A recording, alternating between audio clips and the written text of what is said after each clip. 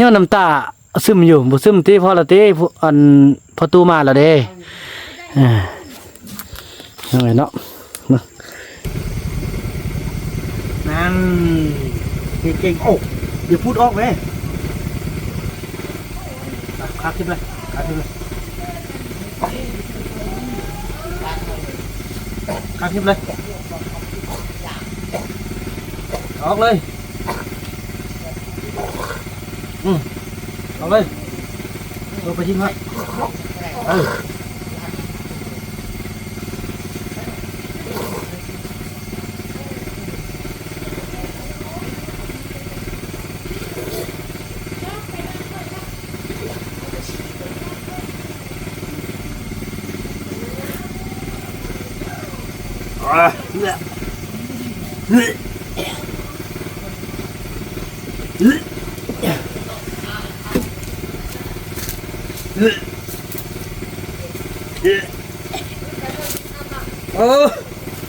พี่น้องกดฮะ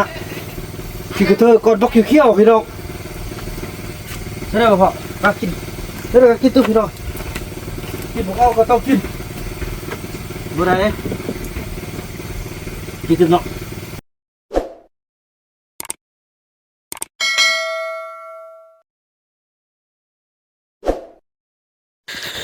สบายดีท่านผู้ชมเนาะคลิปนี้ก็ต่อจากคลิป EP ที่แล้วพี่น้องเอ้ยที่บ่าวบุญนำได้เคลื่อนย้ายพอตู้จันมาฮอดบ้านฮอดเฮือนแล้วเนาะต่อไปก็เป็นห่วงว่าเรื่องอันยูอันกินพี่น้องเอ้ยจะได้เร่งในบาทนี่อาจจะได้ตุ้มโจ๊กก่อนพี่น้องเอ้ยเนาะเพราะว่าโจ๊กนี่จะมีสารอาหารหลายอย่างจากการแนะนำของแพทย์เนาะมันจะมีเนื้อจะมีไข่เห็นบ่เนาะอันนี้มันลดไข่เนี่ยจะมีสิ้นหมูมันจะมีไข่มันจะมีข้าวเจ้าเนาะจะได้ป้อนเพิ่นพี่น้องเลยป้อนทำเมทัลเพชรเพิ่นแหละเนาะคมหักคมแพงเพิ่นพี่น้องเลยมันมาเฝ้ามาเบิ่งกันให้พี่น้องเลยเป็นศาสตร์แท้ว่าเนี่ยปักจุโลอยู่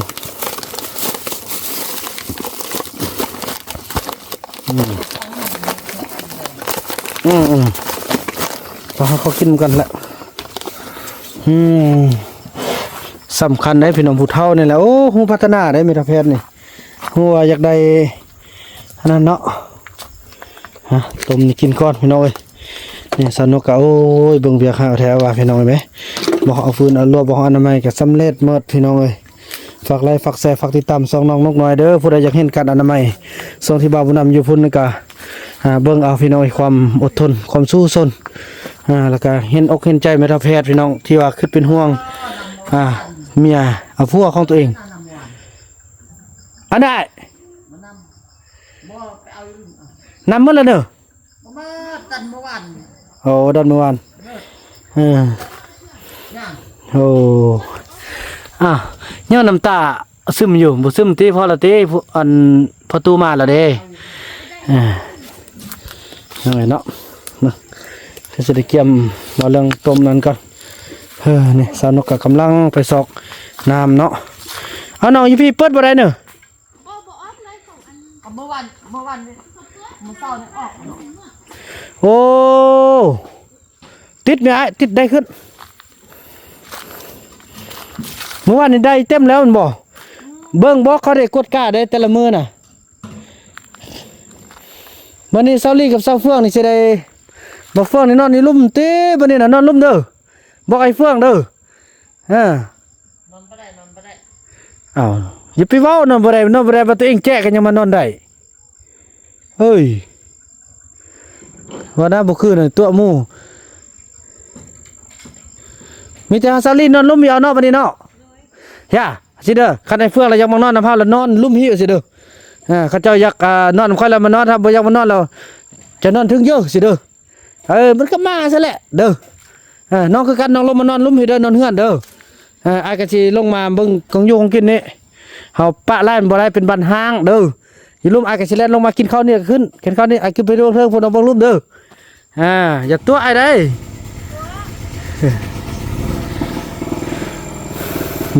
เนี่ยพี่น้องเนาะสนุกกำลังไปเอาน้ำนี่อ้าว โยดังนั่นซะน่ะโยไปดังซะน่ะ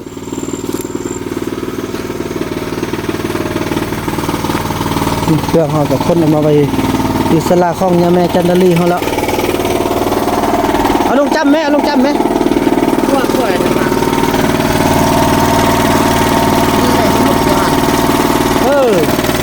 ลูกตัวนี้เด้อ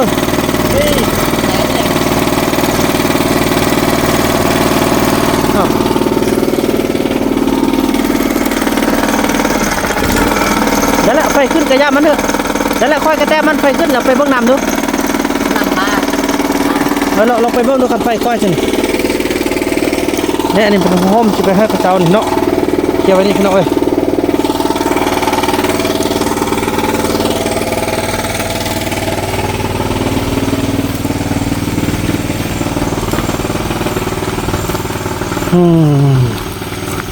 โอ้สะอาดสะอ้างดีขนาดพี่น้องโอ้ต้นนี้เสียออกก่อนเนาะยันทึกรถต้มปอนเข้าให้พุทธจันทร์ก่อนถ้วยเด้อน้องเธอน้องนกก็ช่วยนี่แหละพี่น้องเอ้ยพี่น้องคนจะช่วยกันนะนี่ก็เป็นอันนี้แหละเห็นบ่นี่ก็เริ่มแป้นแล้วเด้จังน้อยกะ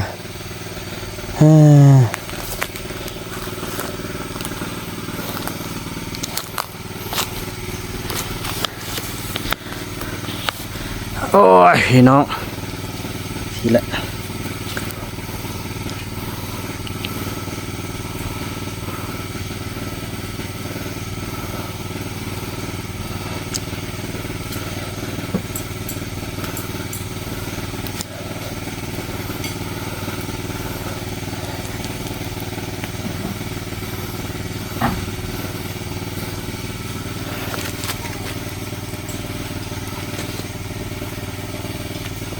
สติ๊กก็บ่มาเถอะเนาะสติ๊กก็ได้ขึ้นแล้วเด้ขึ้นแล้วจะยันป่วยนะโอ้ควบคุมของเขาดีๆเด้อบ่ได้ได้นำเสียให้ละล่าแล้วนั่นคือตัวอยู่พี่นำมันออกมาแต่สุบอนนำเมื่อวานออกมา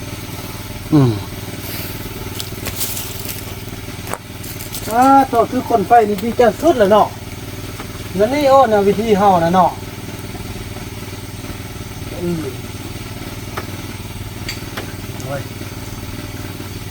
ควันก็สิว่าอยู่หึ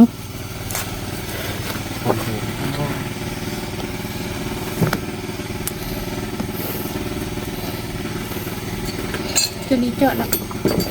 บ่ทันเจาะเด้อ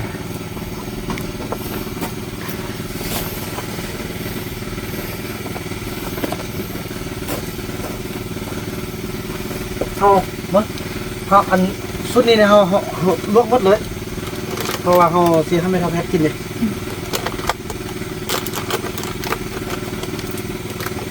เดี๋ยวพยาคนเท่านี้เรากินบ่หมดอยู่แล้วคนเข้าเดินโอ้นั่งไกลทั่วจีบานห่วยให้ก็มาเจ็บแบบนี้จีบานน่าจะบัดกินข้าวนี่แหละพี่น้องในเฮามีบ่คิดย่างคิดแต่ว่าอยากกินเนาะอันเฮาจันมาแล้วเพิ่นจิมาโฟมเฮาจันว่ามีเฮาเฮ็ดไปเอาเครื่องแล้วเกี่ยมจีดามีเฮาเฮ็ดแต่ว่าน่ะจะเบิ่งลูกเราแต่ละคนนั่นวะมันจะบูคูนหมด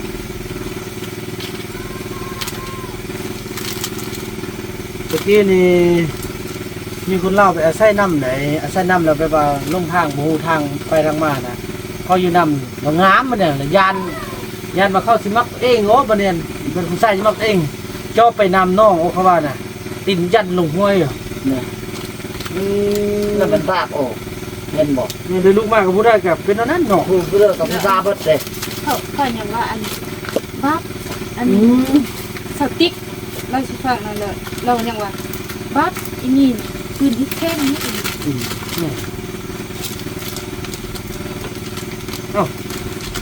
แค่เถอะมันก่อนของลุ่มไปที่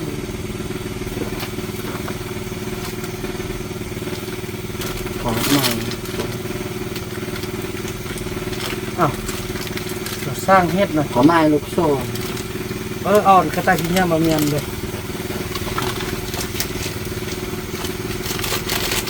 กินได้บ่เนาะพี่น้องรุ่นเบิ่งกันเนาะดูเจ้าหน่อยกินได้บ่เจ้าควันอุดเนี่ยถึกจังหวะสุดแหละ ลุงบอกว่า คนเป็นคนลาวแบบว่าให้จะซื้อเนาะขอบอกมาก เอาเดี๋ยวมากกว่านี้เดี๋ยวเราดังอู้ก็เป็นอะไรทำยุ่งไรออกหมดมาเล่นน้ำในแม่เว้ยมาแม่ เนี่ย มาพี่ไอ้นี่นี่ โมแมนไม่เท่านี้ พ่อ มื้อวานนี้เอิ้นมาอันเบิ่งอย่างนั้นก็บ่มามื้อวานนี้แต่เอิ้นมาเบิ่งเอาเครื่องเรากันไปมีไส้ก็เคยค่ะ ลูกยังไปนั่งเล่น สาวน้อยอันนี้เฮ็ดงมนำคณะก่อน โอ้เก่งเก่งเก่ง ส่วนมาเมียนกับ อยากได้ยังระบบอีแม่นกเลยแม่นก มาหา พ่อพาไปซื้อให้เด้อค่าช่วยแม่นกตอนนั้นตอนอีพ่อไปอยู่เด้อเก่งป้าบอก10เลยเด้อสุดยอด มื้อนั้นแล้วก็เอาไปตลาดกันนะ วันนี้เราจะได้ลงมาอบอุ่นพี่ได้พี่เทิงจะมีอยู่แต่ตอนเวลานอนหมดแล้วตอนช่วยนี่ปิดเลยประตูน่ะปิดล็อกกระแจไปนั่งคนไว้นั่ง นั่งลิ้นนั่งลิ้นนำพะลุงจันทร์เด้พะลุงจันทร์มาฮอดแล้ว โอ้สร้างไฟนี่เลยเนาะไปนั่งคนเด้อนั่งเล่นนั่นไปเลย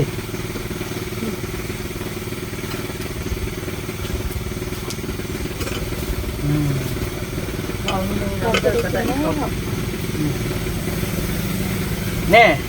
วันนี้นี่เฮาจิมาเอาพวกกินอยู่เรื่องกับครัวแต่เรามากินรุ่มในอบอุ่นก่อนเด้อ กลัวให้ได้คอยจะเบิ่ง ค่อยเทิงมันต้องแก้ง่ายได้แล้วก็แบ่งออกมาแล้วก็แบ่งกันกินโอนกันมากินได้เลยแบบสร้างให้มันเป็นปึ๊กแพทอยู่นี่นะบ่มันเงาวันนี้นะ คันถ้าเฮาอัน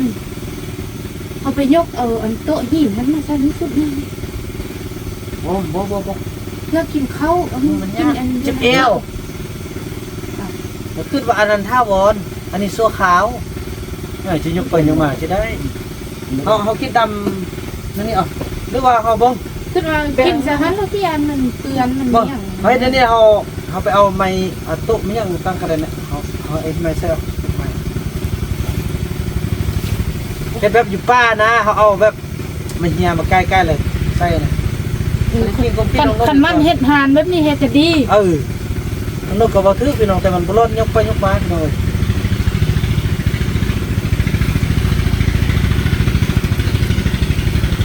เนี่ยคันเฮ็ดยังไงเอาตัวอันของเฮานี่มันมาใส่บนติดไฟ นักคนน่ะ บ่อันนี้น่ะมันสิหนักอย่างเกาะหานแบบนี้น่ะ ตัวนี้นะ บ่ถ้าเราหานอันนี้หานเก้าเนี่ยเฮานี่หานคนนั้นจะเฮ็ดบนติดเขาอยู่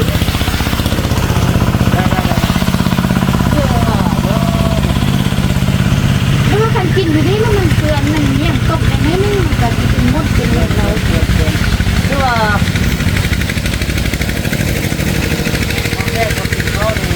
อะไรก็เป็นน้ำบานก็เดี๋ยวเฮ็ดให้กินดีกว่า คันถ้าเราน้อยเนี่ยเอาตัวยืนตัวหนังเดียวมีคนมาเตรียมมาลิ้นน้ำก่อนก็จะเป็นนั่งลิ้น น้องบ่ตัวคนหนึ่ง คนละ นั่นก็ดี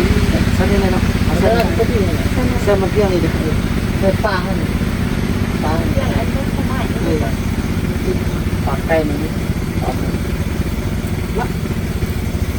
โอ้ควัน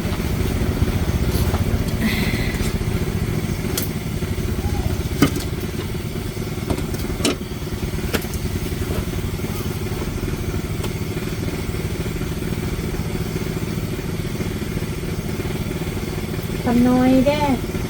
มาเมียนอันนี้นำนะ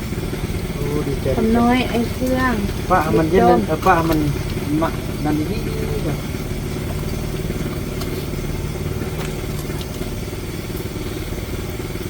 โทบันนี้เอาไฟดอกนั้นฮัทเอาไว้นี่บันนี้โอ้บ่อันนั้นไปให้แหละเอาตัวนั้นไปก็ได้เราจะได้ซื้อไม้ใส่แต่ละลังเราห้ามบอกให้ผู้ใดเอามางได้บันนี้น่ะดอกหนึ่งเท่าไหร่ดอก5 เซนหมดเลยมันจะมีทึกๆเหรอมันหุ้มหมดประดับหมดบันนี้ ว่า น่ะ เอาอันนั้นหั่นมีนั่งเอาตะลันตะพันนี่ก็ได้ แต่ละหลังมันมีแ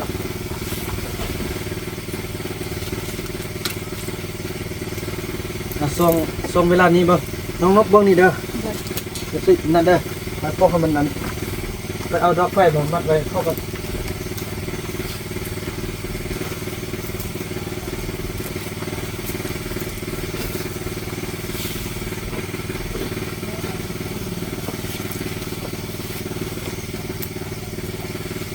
ลุงมาแล้วเอากันเด้อเด้อ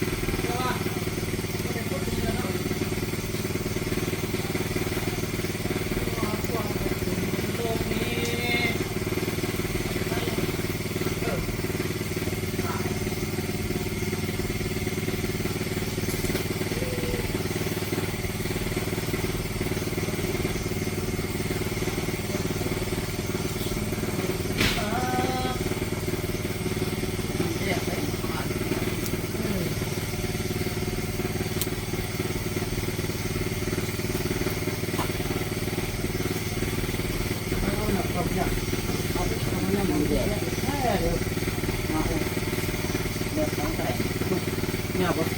โอ้นี่เหลือนี่เหลือแล้ว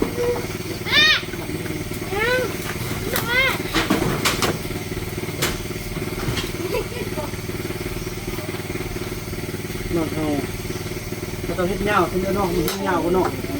ไม่ขอพ่อใช่ ปา ปะ กนั่นมันของมัน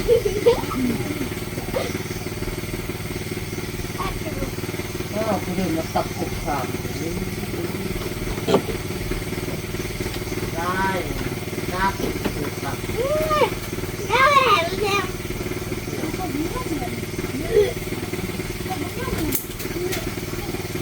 นี่เนี่ยเป็นยังลูก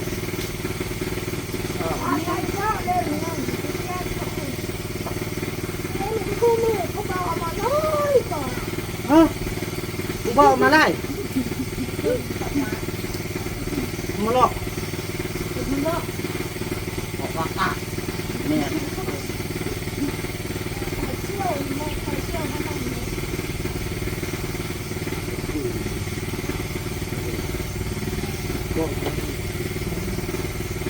อุ้ยต่อขึ้นมาเลยบอกเราติดใหม่เลยบอก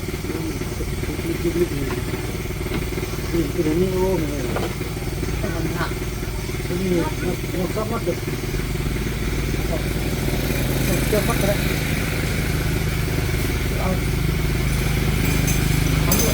เอามีรถบอกให้เราเนี่ยมันสู้ยังไง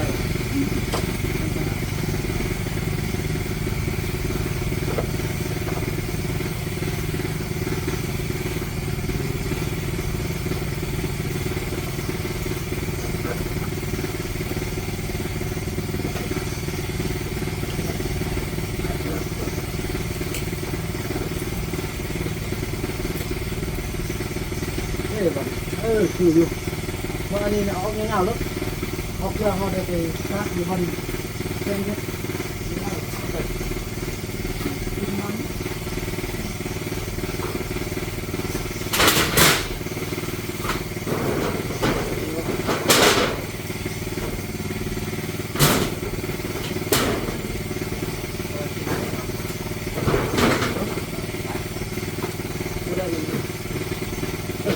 ดึงเอ๊ะกลางคืนเราจะหุ้ง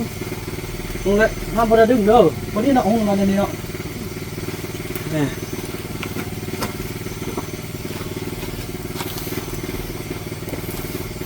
พี่น้องเอ้ย วันนี้ก็จะมาป้อนข้าวป้อนน้ำประตูจันทร์ก้อนบาทนี่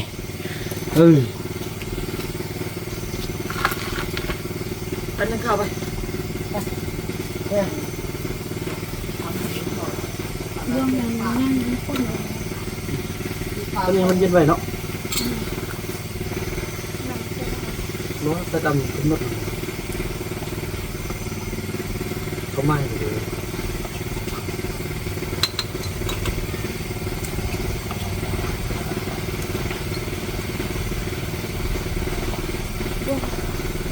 บุ้งลุ่มคน มาเปิดเสื้อกันได้ไหม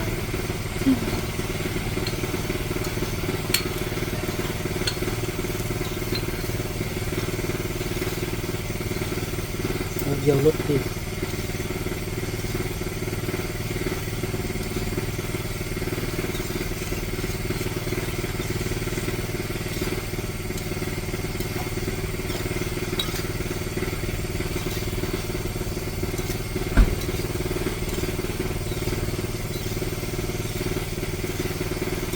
คนเราไปชอบแค่ไหนสิบเดือนเครื่องให้กัน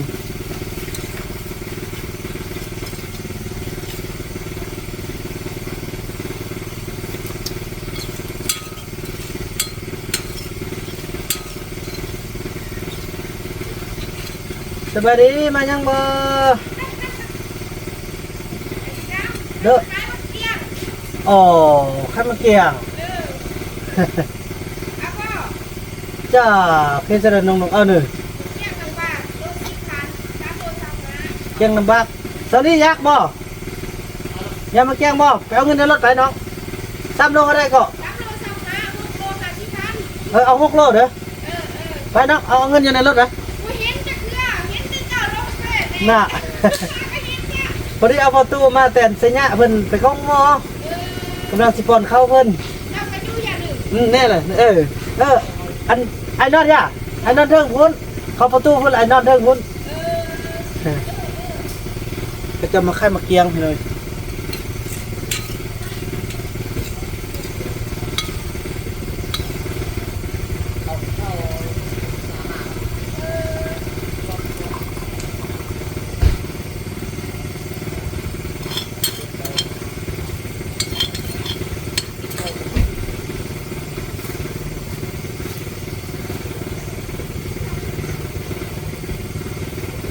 เย็นเลย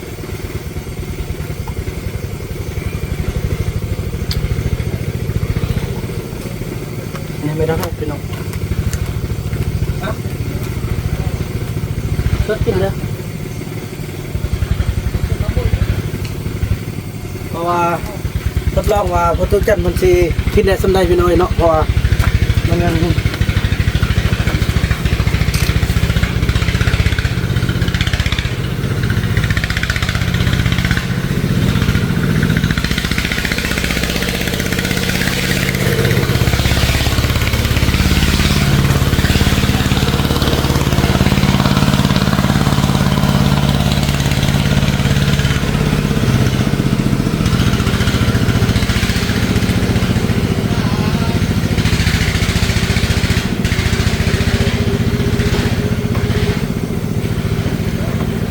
กินข้าวเลยลูกๆก็เข้าติดเลย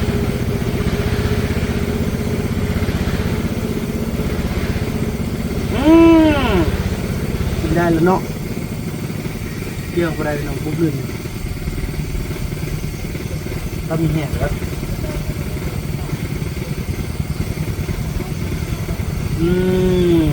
โอ้โหบ่เป็นห่วงเลยพี่น้องกินข้าวได้แล้ว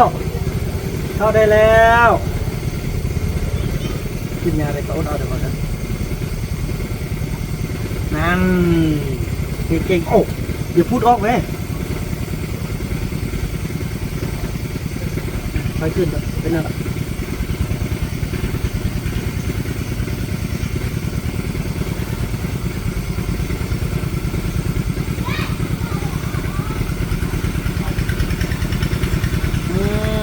แต่ตอนน้องคนดีอยู่พี่น้องเลย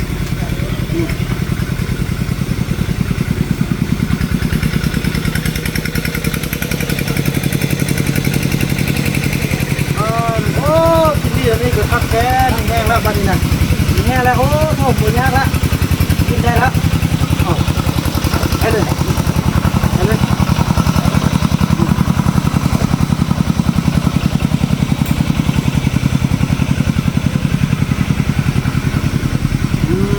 โอ้ยพี่น้องเลยโอ้ยโอ้เราจะกินเท่าน้อย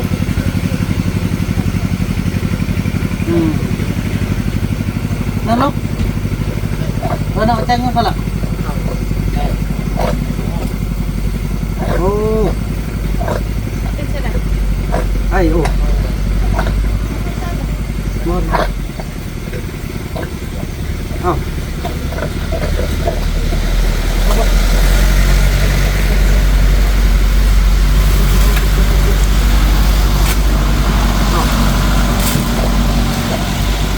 กินอะไรกันเลย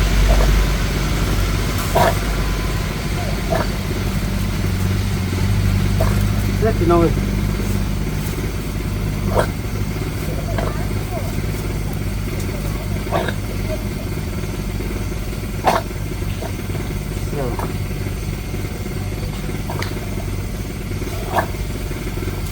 เอาละโอ้กินข้าวโบลงกินข้าวกัน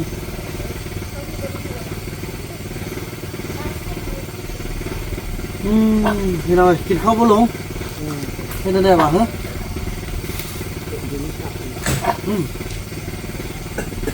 ถ่ายเนาะเสือยังเต็มอยู่ในปากอยู่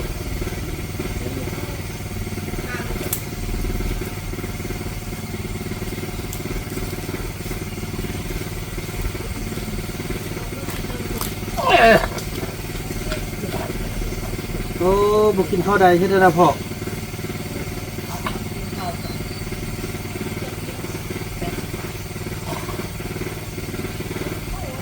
ขาขึ้นเลยขาขึ้นเลยขาขึ้นเลยออกเลยออกเลยเราไปทิ้งไว้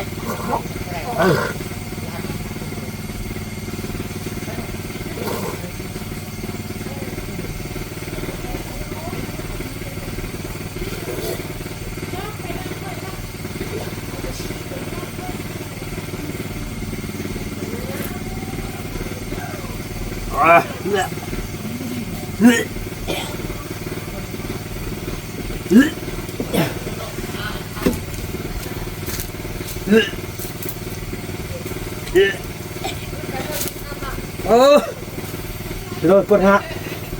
ขี้กระเทยก่อนบักเขี้ยวพี่น้องใช่ไหมพ่อมากินใช่ไหมกินตู้พี่น้องกินผมเอาก็ต้องกินบ่ได้เลยกินตึมเนาะกินตึมเนาะมันไอให้แสดงว่าฮะกินนมเหรอเนาะนมก็กินกับไอเนาะถูก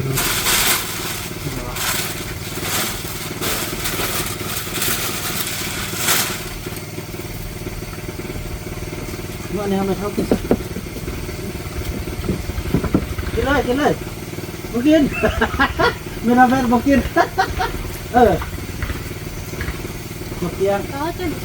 โอ้บ่ได้เขาก็ยังกินบ่ได้เนาะเอานมเอาเนาะ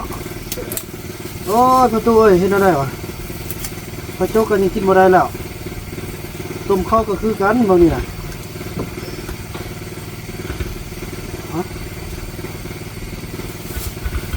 กินเธอบอกกันไล่คนบักย่ายน้องนกมาซิแม่ปะ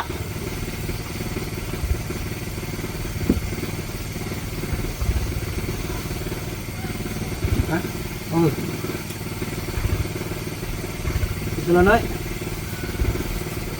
นมบุเป็นยังตีกินนมนะจะมีแต่นมนี่แหละพี่น้องเอ้ย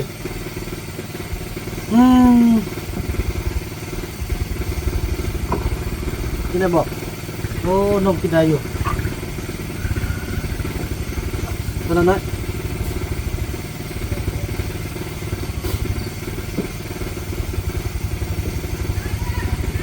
โด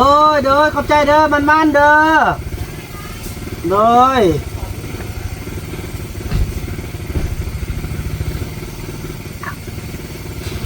โอ้ยมีแต่นม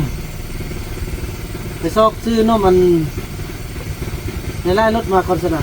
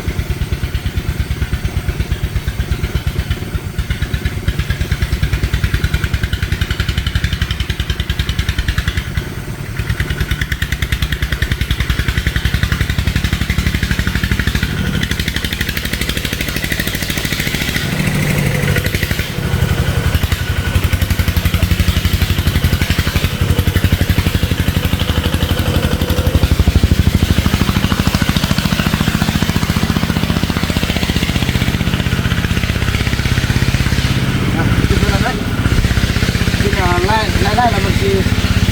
นะกินเท่าไหร่มันเท่าไหร่พี่น้องเลยแล้วก็กินยาตอน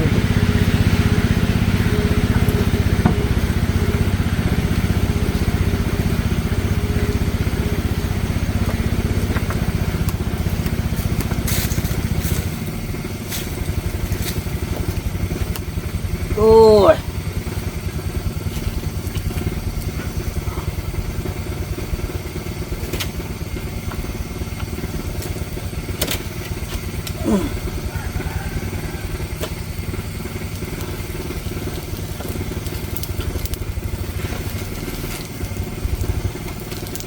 เดี๋ยวซอกกระต้ามาไว้ก่อนพี่น้อย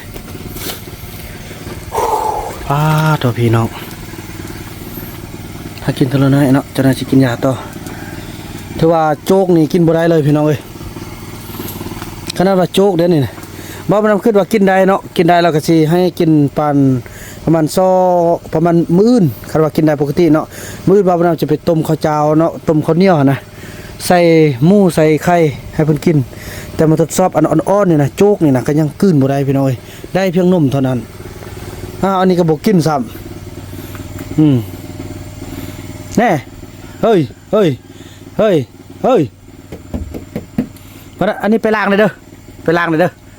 ดีๆเด้อพี่น้องเอ้ยถือว่าคลิปนี้บ่าวบ่นำขออนุญาตจบคลิปกันซ้ำนี้ก่อนจะได้ไปส่งน้องสายก่อนพี่น้องเอ้ยเนาะจะมอบให้ทางไอ้เฟืองจุนี้เบื้องท่าน้องสายเพิ่นตั้งจางรถขึ้นไปสัญญาไปขับรถมาให้บ่าวบ่นำพี่น้องเอ้ยคนนี้ไปส่งอยู่ปักไร่พี่น้องพี่น้องกลับมาก็จะเป็นดึกพุ่นละพี่น้องไก่เนาะขอให้ประตูแข็งแรงเด้อแต่ว่าลูกบ่นำก็เอามาฮอดเฮือนละถือว่าขอให้แข็งแรงขอให้กินข้าวกินน้ำได้ประตูเอ้ยพี่น้องเอ้ยไปยามคอยไปไหมถือว่ากินยังกับบ่ได้ละทางออกมากระเพาะบ่ฮับเป็นเอาได้โอ้มีระเบียบเพิ่นว่าน้ำบ่ออกได้ก่อนเนาะได้ไปได้มันเต็มก่อนไอ้พวกนี่พวกเพื่อนนี่ปนำขึ้นคือบ่มาปานนี้ปกติมันพอขึ้นแล้วนะพี่น้องเอ้ยคลิปนี้บ่าวบ่นำขออนุญาตจบคลิปกันซ้ำนี้ก่อนจะไปเบิ่งน้ำเบิ่งในก่อนเนาะแล้วก็ว่ากันแม่ในคลิปต่อไปคลิปนี้บ่าวบ่นำขอกล่าวคำว่าสบายดีในทัพแพทย์มันก็สร้างเมียนได้พี่น้องเอ้ยเพิ่นว่ามาล้างกะบ่มีน้ำเพิ่นว่าเนาะ